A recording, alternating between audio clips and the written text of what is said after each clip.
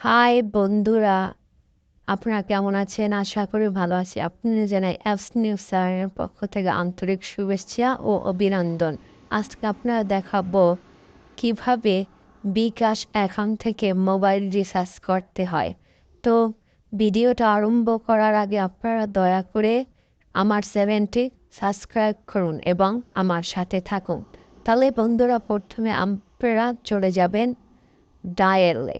ডায়ালে যেয়ে আপনার বিকাশের যে কোডটি আছে ওটা বসাবেন, *247#। এটা ডায়াল করে তারপরে আপনারা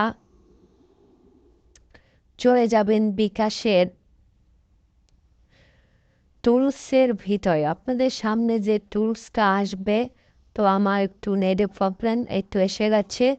তো টুলসে আপনারা দেখবেন 3-এ লেখা আছে মোবাইল রিচার্জ।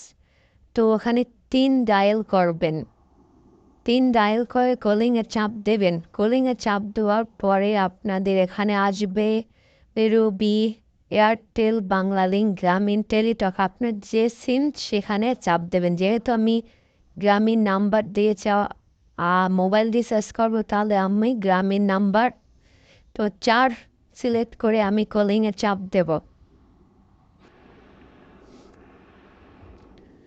4 সিলেক্ট করে আপনারা কলিংয়ে চাপ দেওয়ার পরে আপনাদের যেহেতু আমাদের সিমটা সবসময় প্রিপেড সিম হয়, তো প্রিপেড আর পোস্টপেড আপনার যেটা হয়, আমাদের প্রিপেড। আমি চাপবো,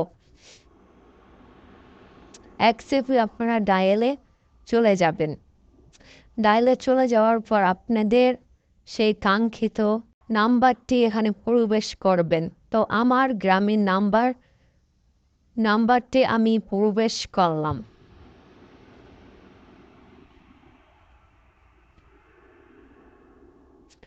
প্রবেশ করার পরে আপনারা আবার ডায়াল সেন্ড বাটনে ডায়াল করবেন। তো ডায়াল করার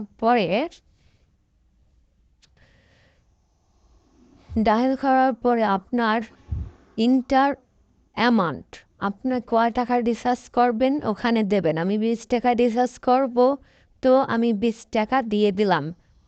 তো 20 টাকার পরে এখন এখানে আমার পিন নাম্বারটা চাইছে, ইন্টার পিন নাম্বার।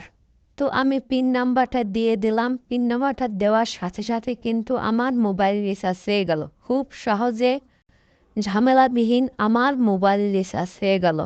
তো বন্ধুরা, যারা ভিডিওটি দেখছেন, আশা করি তাদের অসংখ্য অসংখ্য ধন্যবাদ। দয়া করে আপনি আমার চ্যানেলটি সাবস্ক্রাইব করুন, প্লিজ হেল্প।